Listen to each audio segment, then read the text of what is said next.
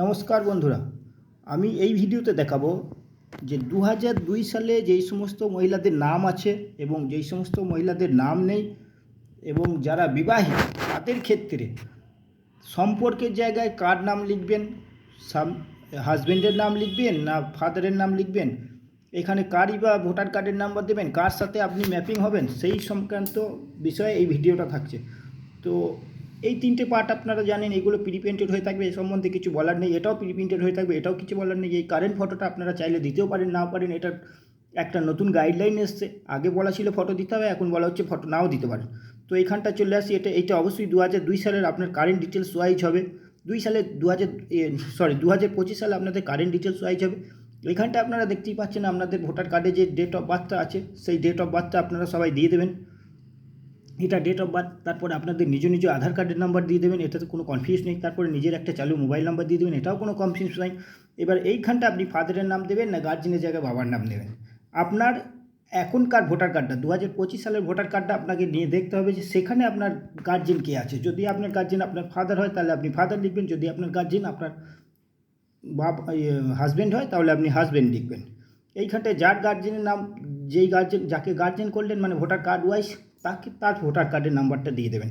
সেটাও কিন্তু 2025 সালের লিস্টে যে নামটা আছে, 2025-এর লিস্টে এই নামটাও কিন্তু 2025 ওয়াইজ।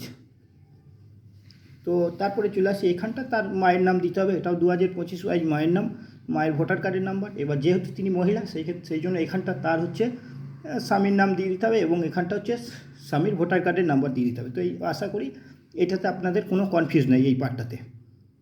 এইবার আমি চলে আসি এই পার্টটাতেই আরেকটা বিষয় বলে দিই, যেই সমস্ত মহিলাদের 2002 সালের লিস্টে নাম আছে তারাও তো সেমভাবেই ফিল আপ করবেন, তাদেরও কোনো অসুবিধা নেই, তাদের ক্ষেত্রেও সেম। এটা জাস্ট 2025 সাল ওয়াইজ দিয়ে দিলাম। এবার আমি চলে আসি এই বাঁ দিকের পার্টটা বলে দিই, যে সমস্ত মহিলাদের 2002 সালের লিস্টে নাম আছে তাদের জন্য হবে। বাঁ দিকের পার্টটা তাদের ক্ষেত্রে এখানটা শুধু তার নিজের নাম হবে এবং তার নিজের ভোটার কার্ড নাম্বার হবে। এটা অবশ্যই 2002 সালের লিস্টে যে নাম আছে সেই হবে, এটাও 2002 সালের লিস্টে যেই নাম্বার আছে সেটাই হবে। এবার রিলেটিভের জায়গায় 2002 সালের লিস্টে তার পিতার নামটা দিয়ে দেবেন, তার পিতা হচ্ছে তার রিলেটিভ। আবার তার স্বামীর নাম যদি থাকে তার স্বামীর নামটাও দিয়ে দিতে পারবেন, কোনো অসুবিধাই নেই এখানে। আর রিলেশনশিপের জায়গায় যদি স্বামী দেন তো স্বামী, আর নাহলে পিতা দিলে পিতা। এবার এখানটা 2002 সালের লিস্টে যদি স্বামীরটাই দেন এখানে, তো স্বামীর ডিস্ট্রিক্ট মানে আপনারই ডিস্ট্রিক্ট এবং রাজ্য এই দুটো দিয়ে দেবেন। এটা আপনাদের 2002 সালের লিস্টে। যদি পিতার দেন তো পিতা ডিফারেন্ট বিধানসভার হতে পারে, তাহলে পিতার জন্য ডিফারেন্ট বিধানসভার নামটাও লিখে দেবেন। আর সেই বিধানসভার আপনি বিধানসভা নাম্বার, বিধানসভার পার্ট নাম্বার এবং সিরিয়াল নাম্বার দিয়ে দেবেন।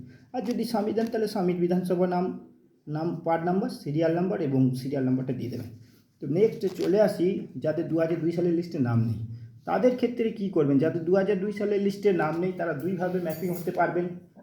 এক হচ্ছে তারা যদি এখানে লিখে থাকেন যে গার্জেনের জায়গায় স্বামী, তাহলে এখানটা তার স্বামীর নাম দিয়েও করতে পারবেন। যদি স্বামীর নাম দেন তাহলে এখানে তার স্বামীর গার্জেন মানে স্বামীর নাম দিয়ে করতে পারবেন। তখন যখন স্বামী 2002 সালের লিস্টে নাম থাকবে তখন তার স্বামীকে এখানে গার্জেন হিসাবে আপনি দিতে পারবেন। আর স্বামীর যদি 2002 সালের লিস্টে নাম না থাকে তাহলে সেই ক্ষেত্রে এখানটা আপনাকে আপনার ফাদারের নাম লিখে দিতে হবে। ফাদার এইখানটায় হচ্ছে ফাদারের ভোটার কার্ড নাম্বার 2002 সালে যেটা ছিল সেটাই। এইখানটা আপনার রিলেটিভের জায়গায় ফাদারের বাবা মানে আপনার দাদুর নাম, এটা আপনার দাদুর নাম হবে, এটা আপনার অবশ্যই দাদুর নাম হবে। আর এখানটা কী হবে, রিলেশনশিপের জায়গা এটা বাবা হবে। রিলেশনশিপের জায়গা আপনার বাবা, আপনি আপনার বাবার সাথে ম্যাপিং হচ্ছেন, যেহেতু আপনার বাবা 2002 সালের লিস্টে নাম ছিল কিন্তু আপনার নাম নেই, সেই জন্য এখানটা বাবা। এখানটা তো আপনার বাবা 2002 সালের লিস্টে যেই ডিস্ট্রিক্টের অন্তর্গত ছিল সেই ডিস্ট্রিক্টের নাম, যেই স্টেটের অন্তর্গত ছিল সেই স্টেটের নাম এবং যে বিধানসভা অন্তর্গত ছিল সেই বিধানসভা অন্তর্গত সেই বিধানসভার নাম, সবগুলোই কিন্তু 2002 ওয়াইজ হবে।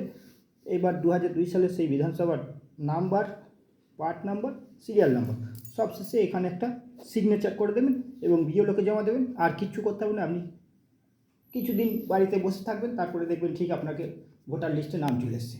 তো এখানে আমার একটা বলা বক্তব্য, আপনি অবশ্যই এই ফর্মটা ফিল আপ করবার আগে ফর্মটাকে একবার জেরক্স করে, অরিজিনাল ফর্মটা জেরক্স করে নেবেন, ডুপ্লিকেট একটা কপি করে নিয়ে সেই কপিটা ফিল আপ করে নেবেন। আশেপাশে চাইলে কাউকে নিয়ে দেখিয়ে নিয়ে নিতে পারেন, কোনো কনফিউজ হবে না, অনেক কটা দিন টাইম আছে। আরেকটা বলে রেখি, ভোটার কার্ড এই যে এনুমারেশন ফর্ম ফিল আপের লাস্ট ডেট কিন্তু অনেকটাই দেরি আছে, সেটা হলো ডিসেম্বর 4 ডিসেম্বর 4 2025। তো এই ছিল আজকের ভিডিও।